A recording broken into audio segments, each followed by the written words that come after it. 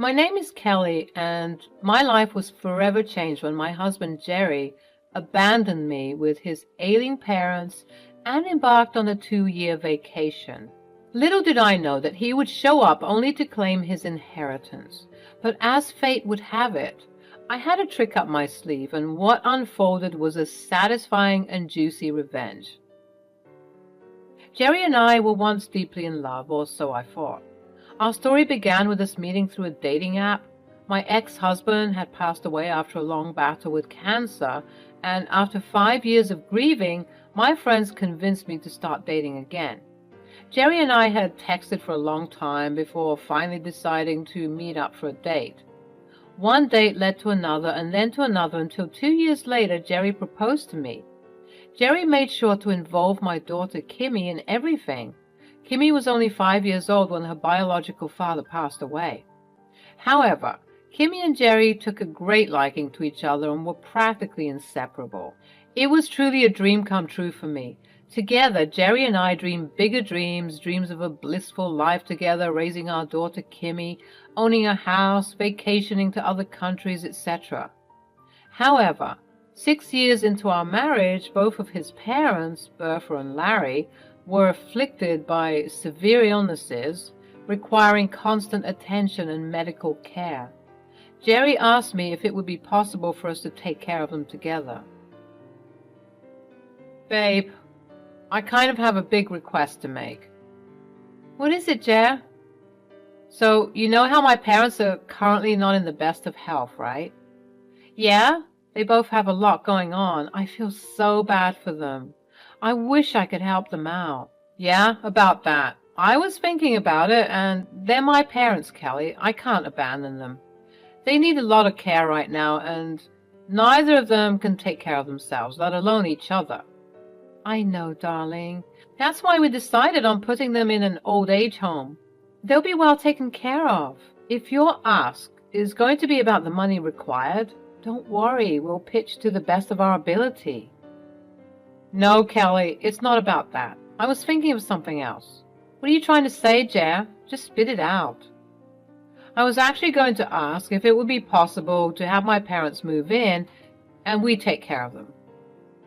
Oh, Jer, I don't know. I'm already swamped with work and raising Kimmy. I really want to, but... Oh, no, darling, you won't be doing it all alone. They're my parents, so I will definitely be doing just the same amount of work as you, if not more. I promise. Oh, what the hell. Okay, I love Bertha and Larry. Plus, I think Kimmy would love to live with her grandparents. Thanks a lot, Kelly. I promise I won't let you down. You better not. Having taken care of my ex-husband for quite a while, I had some experience being a caregiver. Bertha suffered from a debilitating autoimmune disease which left her bedridden and reliant on specialized treatments. Larry, on the other hand, battled a chronic heart condition that required constant monitoring and medication adjustments. Their fragile health became the center of our lives, as their deteriorating conditions necessitated round-the-clock care. At first, Jerry seemed committed to the cause. We worked together tirelessly, juggling work, parenting, and the care of his parents. I'll admit it wasn't easy. Countless sleepless nights, hospital visits, and emotional stress became our new reality. But we soldiered on, driven by the love we had for Bertha and Larry and the desire to provide them with the care they deserved. For a while, we managed to find strength in each other, but as the months wore on, a troubling shift began to occur. Jerry's once unwavering commitment to his parents started to wane. It started with missed doctor's appointments, excuses of being too busy, and a growing disinterest in their well-being. I could see the strain that this put on Bertha and Larry, and I felt my heart breaking for them. As the months turned into years, Jerry's withdrawal from his responsibilities became more apparent. He began spending more time away, claiming business trips and other obligations that conveniently kept him from being present. The burden fell heavily on my shoulders as I tried to balance work, parenting and the increasing needs of his parents. Amid the chaos, I could see the toll it took on Bertha and Larry. Their faces mirrored a sense of disappointment as the son they had raised seemed to be slipping away. Their health continued to deteriorate, and their need for care only intensified. Yet Jerry seemed more preoccupied with his own pursuits, detached from the pain and suffering that surrounded him. 2 years into being his parents' caregivers, Jerry told us that he would be away on another business trip for 2 weeks. A huge argument between Jerry and Kimmy and I ensued. "Jerry, how can you just leave us like this? Your parents need us and you're walking out the door without a care in the world?" "Oh, here we go again, always making it seem like I'm the bad guy. I have important work to attend to. Kelly, it's not like I'm abandoning them forever." "Dad, you can't just keep leaving us like this. Grandma and Grandpa need us and you're never here. It's not fair." "You think I don't know that? Do you think I enjoy being away? I have responsibilities too, you know. I can't always drop everything just because they're sick." "Responsibilities? What responsibilities, Jerry? You've been absent for months. Your parents are suffering. And you're nowhere to be found. It's like you don't even care anymore." "Don't you dare accuse me of not caring. I'm doing the best I can to balance everything. I have a career to maintain, and it's not easy juggling it all." "It's not about juggling, Dad. It's about being there for your own family. We need you. And your parents need you. But you're always putting yourself first." "That's not fair, Kimmy. I'm doing this for all of us to provide a better life. Can't you see that?" "A better life? Is that what you call leaving your parents when they need us the most? You're abandoning them, Jerry, and it's tearing our family apart." "Maybe if you took better care of them, I wouldn't have to constantly be the one to step in.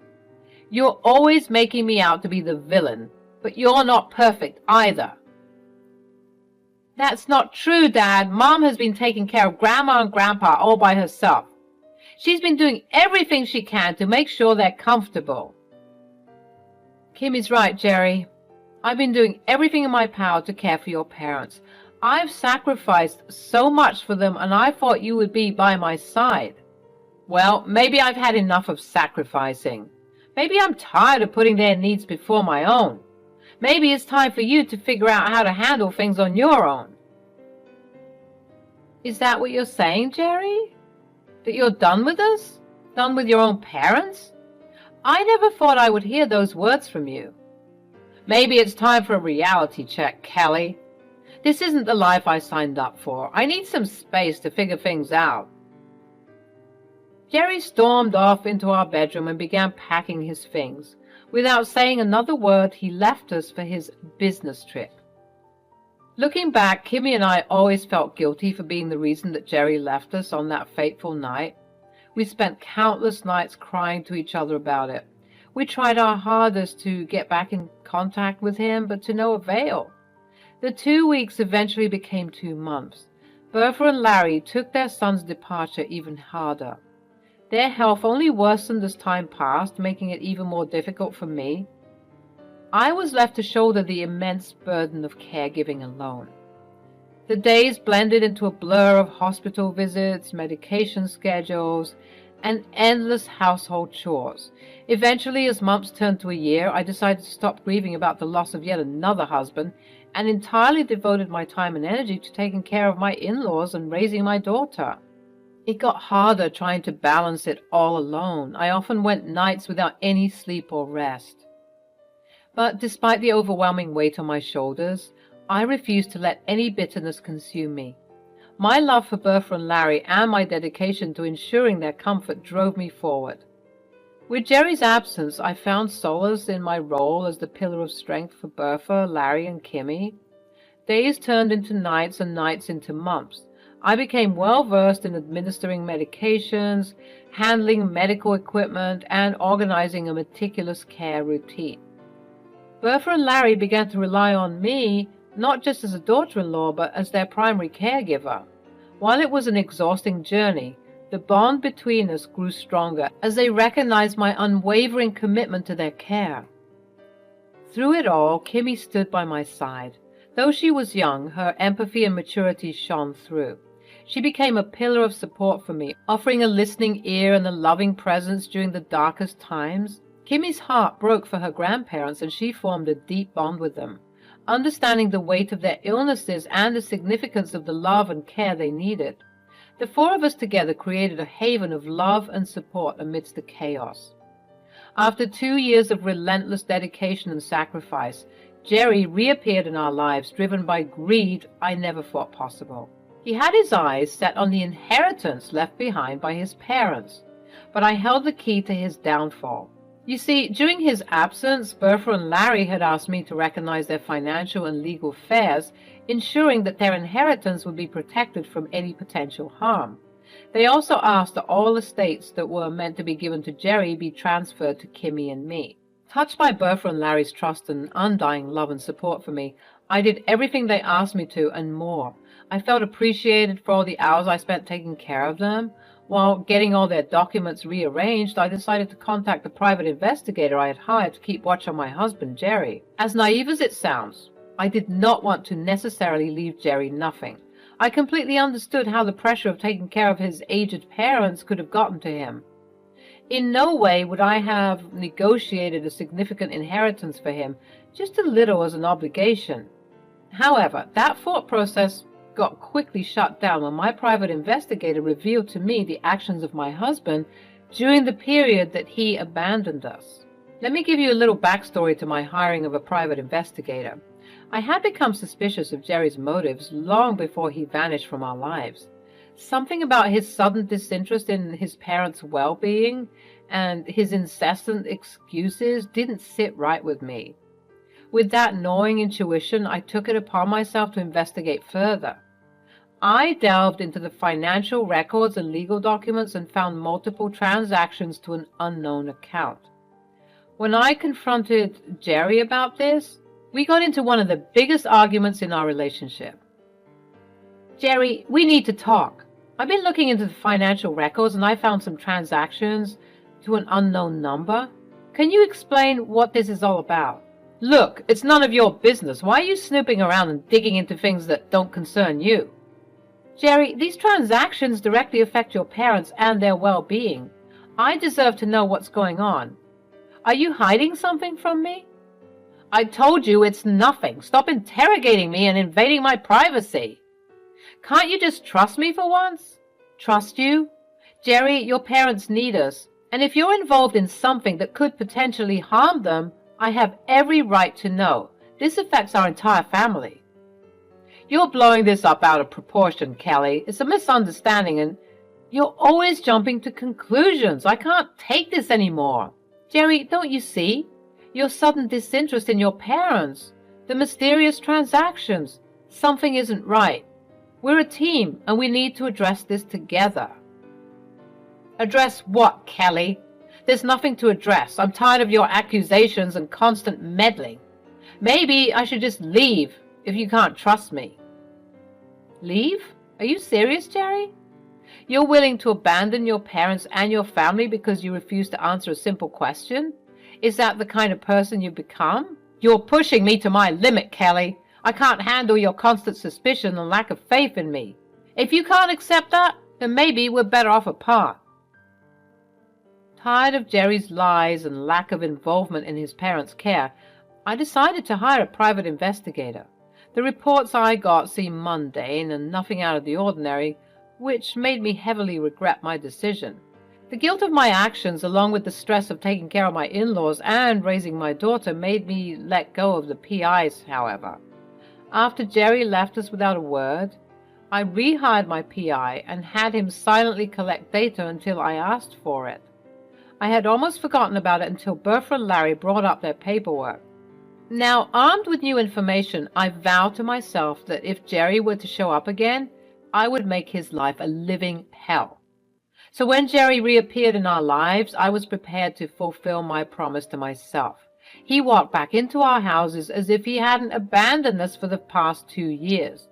Without so much as a look at his parents and a glance at Kimmy, he made a beeline straight to me.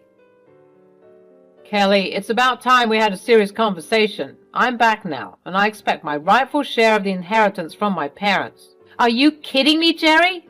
After all this, that's the first thing you have to say? No concern for your parents, no acknowledgement of your absence?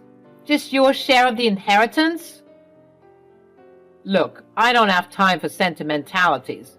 I left to pursue my interests, and now I'm back to claim what's rightfully mine. You should be grateful I even came back. Grateful? Grateful for what, Jerry? For abandoning your parents where they needed us the most? For leaving me to shoulder the entire burden on my own? You have some nerve. Oh, please. You act like taking care of them was some kind of burden. You've always enjoyed playing the martyr, Kelly. But let's not forget who worked hard to earn this inheritance. Worked hard?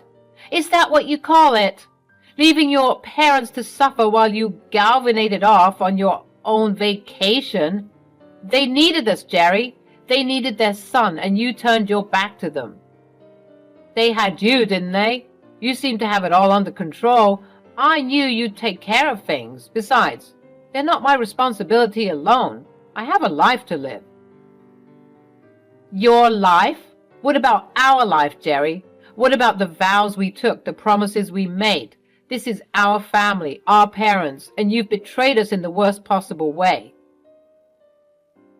Betrayed? Please spare me the theatrics. I'm simply asserting my rights. I'll get my share, whether you like it or not, and don't even think about trying to stop me. Jerry, you've shown your true colors. Your arrogance and indifference have left a lasting mark on your family. But mark my words, I won't let you take advantage of your parents. They deserve better. Good luck with that, Kelly. You're in for a rude awakening if you think you can stand in my way. Just remember, I'll always get what's rightfully mine. I wanted to do nothing more than rip his face off, but I knew that his smirk would soon be wiped off his face when I handed him his parents' wills. True to my prediction, Jerry's smile quickly turned upside down as his eyes scanned the documents for his name. Upon discovering that his name was omitted from his parents' wills, a storm of anger and resentment consumed Jerry. Blinded by his pride and desperation, he vowed to exact revenge on me, accusing me of undue influence in his vulnerable parents. I never revealed the huge ace I had up my sleeve, the reason for his abandonment. With a calm voice, I asked him to leave our home, and so he stormed out. It wasn't shocking that Jerry decided to sue me in court. It was a move that was expected from a man who was trying desperately to regain control of a situation that had gotten out of his control and mend his shattered ego. He made false accusations, but they were meant to damage my reputation and portray himself as the victim in a twisted story. Therefore, the trial, Jerry's words, were dripping with poisonous accusations. To back up his victimhood narrative, he distorted the facts and painted a false picture. His dramatic performance was intended to sway the judge and jury by winning over their compassion while skewing their verdict. The truth, however, could not be hidden within the walls of the courtroom. The evidence I presented demonstrated my unwavering commitment to Bertha and Larry's well-being. Witness testimony, medical records, and financial records reveal the countless hours spent caring for their needs, ensuring their comfort, protecting their ears. The tide began to turn as the weight of my commitment and sincerity became apparent. Jerry's lies brought to unravel, revealing the hollows of his claims. Even baseless accusation crumbled under scrutiny, leaving him grasping at straws. However, I wasn't done yet. I wasn't satisfied with winning the case like this. I wanted Jerry to suffer. When the time came for me to take a stand and speak the truth, I decided to reveal what I had learned through my private investigator. With a calm yet resolute voice, I recounted the events that had unfolded during his 2-year vacation.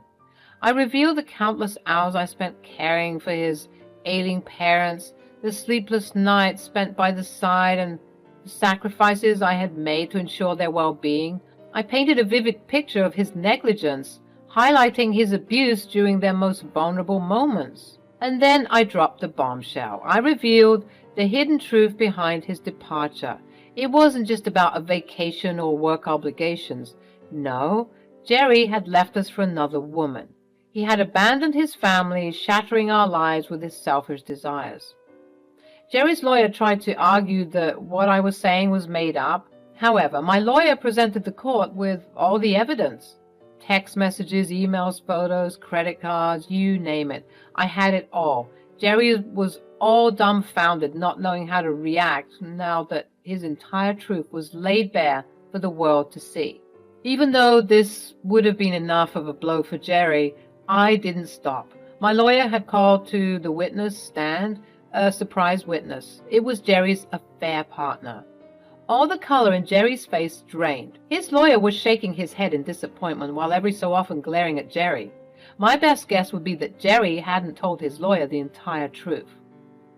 Upon finding out about Jerry's affair partner, I decided to do a little research into her. It turned out that she was his ex, the woman he dated right before me. When Jerry came knocking at our doors, I decided to contact her and check if she knew anything about Jerry's life with us. Together, we decided that she would not change her behavior towards Jerry until the trial to avoid raising any suspicion. She agreed to take the stand for me. While on the stand, she revealed how Jerry had begun texting her 3 years ago. He had told her that he missed her and that his life without her had been miserable. They reconnected and started dating. 1 year later, he told her his job was transferring him to her city, and so she offered him a place to stay. He had never once mentioned the fact that he was married or that he abandoned his ailing parents. He had proposed to her a month ago and told her that his parents had left him a large inheritance, but he needed to go back to his hometown to claim it. Allie made eye contact with Jerry and threw her ring in his direction and asked him to never contact her again. The revelation shook the room. Bertha and Larry, who were already frail due to their illnesses, were overcome with a mixture of disappointment and sorrow. Jerry had been raised to be more than this, but he had proved to be nothing more than a heartless opportunist. Their eyes welled up with tears as they realized their own son had abandoned them. Kimmy's innocence was shattering when she discovered her father had abandoned his family for another woman. Her eyes were filled with rage, but she remained still. Jerry tried to defend himself now that he was exposed, but his words fell on deaf ears. The evidence was too overwhelming. He had gambled away the love and trust of his family, and now he would face the consequences. The judge weighed the facts before delivering a verdict that would seal Jerry's fate. The judge ruled in favor of Bertha and Larry, recognizing the years of care and dedication I had poured into their lives. Jerry's inheritance, once thought to be his birthright, was rightfully denied. The sweet taste of victory washed over me as I realized that I had not only protected my in-laws' legacy, but also exposed Jerry for the fraud he was. It was a fight for justice and the protection of the ones I loved. Jerry had no choice but to face the reality of his greed and deceit. The taste of victory was bittersweet, knowing that our lives would forever be shaped by this tumultuous chapter. So here I am, sharing my tale with you to remind you that even in the face of heartbreak, betrayal, and seemingly insurmountable odds, justice can prevail. Revenge can be a dish best served cold while being backed up by love and unconditional support.